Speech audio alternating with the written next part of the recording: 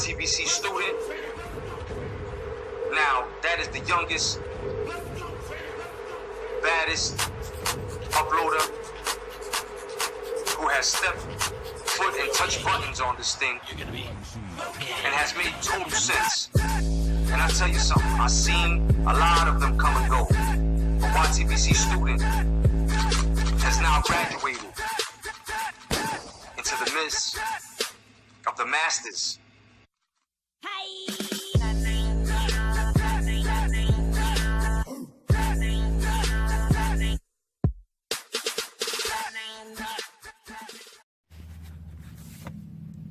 What up, everybody who talks boxing, comments about boxing, makes boxing videos? So I was watching the Nordic Warrior. Big shout out to him. If you are not subscribed to him, I suggest that you go ahead and you subscribe to the Nordic Warrior, aka Brandon Keeler. He gives pretty good insight on the sport of boxing, so definitely go in and check him out. But he was talking about Billy Joe Saunders being a parasite to boxing, because Billy Joe Saunders, leading up to his fight last Saturday, was saying that he's ready for Triple G. Then after his poor showing, he decided that he needs like two tune-up fights now. And just, Friday night, he said he's ready. Sunday morning, he's saying he's not. So, good on Brandon for bringing out, the truth and calling Billy Joe out on it.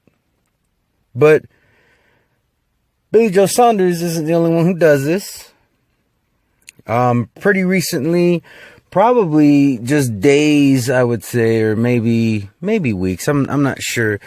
But Canelo recently said that he needs a tune-up fight. Now, I already know that the emotional Canelo fans are going to tell me to shut up. They're going to tell me not to talk about this. But guess what? I said, I do whatever the fuck I want to do, bitch.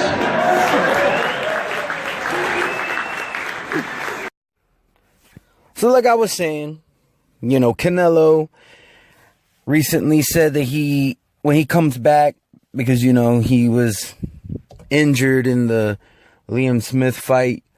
So he ended up taking the rest of the year off, even though he was, expected to fight at least one more time in 2016. He ended up having to take the rest of the year off because he hurt his hand. Was it his hand? I believe it was his hand.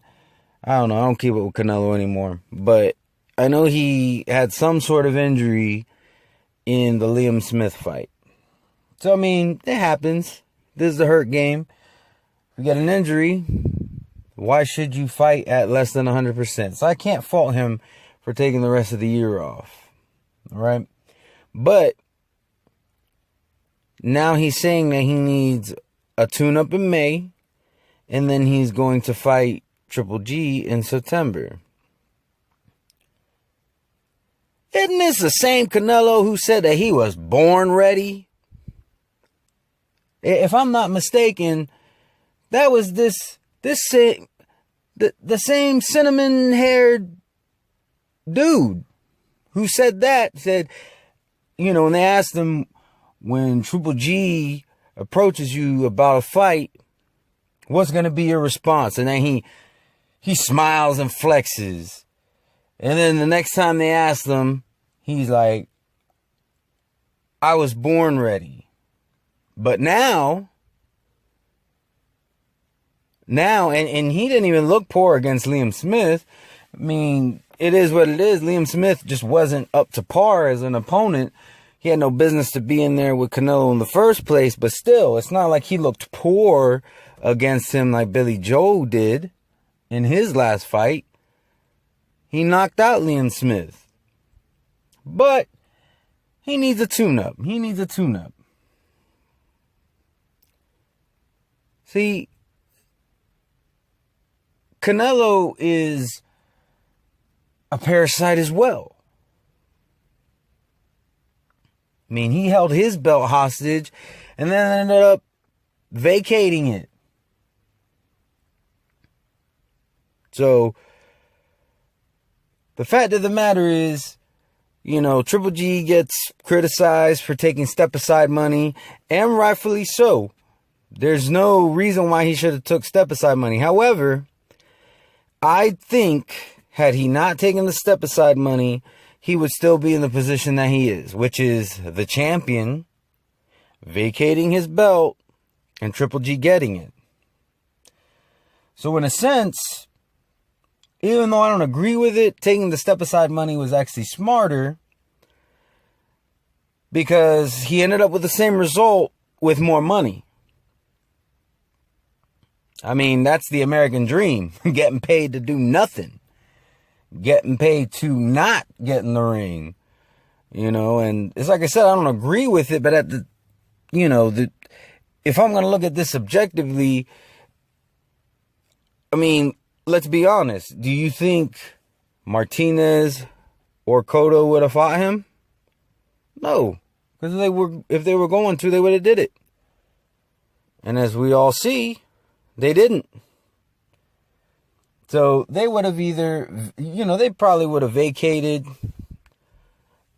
moved up, which is vacating still.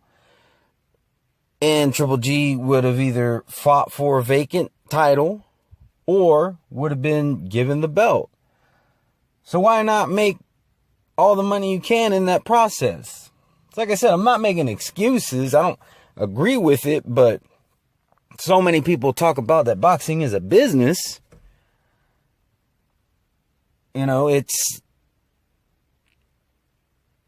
That's business.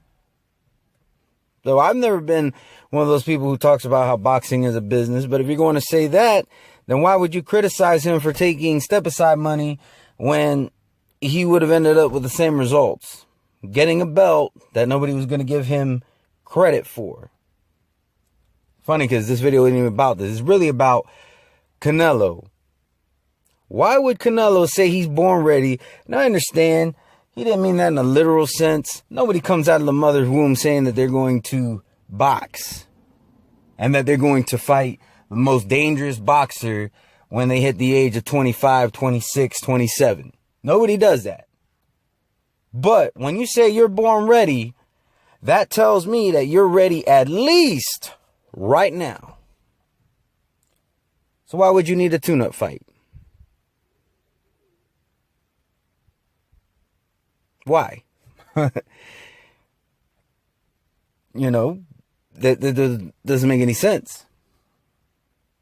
But he's doing the same thing that Saunders has done and many others have done in the past, which is say they're ready to fight the man, but when it comes down to it, they won't sign the contract unless it's a year and a half down the road. But they're ready now. That made no sense. So, and this isn't the middleweight division's not the only one with this problem. Other divisions have had the same problem in recent years. Most notably in 2016. But, hopefully all that is coming to an end. Early 2017 is looking very promising. So, I'm hoping for the best, but I'm preparing for the worst because, as we saw in 2016, a lot of things can happen where fights are delayed or canceled. So, we'll see what happens. I'm trying to have a positive outlook on 2017, but it's kind of hard to with all the disappointments that happened in 2016. Now, 2016 was still somewhat of a good year. One of the things that we discussed on the hangout with the boxing librarian and Dilltown was inactivity. I am going to cover that topic in another video, but I'm certainly hoping that 2017 is the year to bring an end to the inactivity. These guys need to be fighting, at least 3 times a year. And don't tell me that that's too many times, because every fight doesn't need to be a big name fight. If you're more active, then of course when you take the light touches, then it's a lot more understandable. I'm not going to criticize a fighter who takes light touches if they're fighting 4 or 5 times a year. There better be some light touches in there. I mean, it can't all be, like I said, it can't all be the biggest names and the toughest fights. But we have fighters who were taking 1 fight a year and they're light touches. Anyways, I'm not going to go into that any further because, like I said, that's going to be another video. But anyways, to all my subscribers, anybody watching my videos, or if you just so happen to stump on this video, tell me what you think about this parasitic activity. Do you feel it's parasitic? And if you don't, explain why. But anyways, feel free to leave a comment. Y'all have a wonderful and blessed day. Peace. Y'all watching YouTube videos, man? Gee, thanks. Don't forget to subscribe. I am so authentic.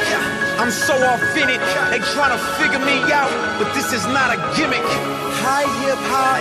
Don't act like you don't know me. What? We got the same mama. Don't you try to disown me. I'm just a mixed breed. Call me a day walker. Cause I walk in the sun, but at night I'm a stalker. If you looking for blood, come run in my lane. The vein never runs dry. There's plenty of it, man. I speak an ancient language. They don't understand me. It's called the truth. I break it down. They try to reprimand.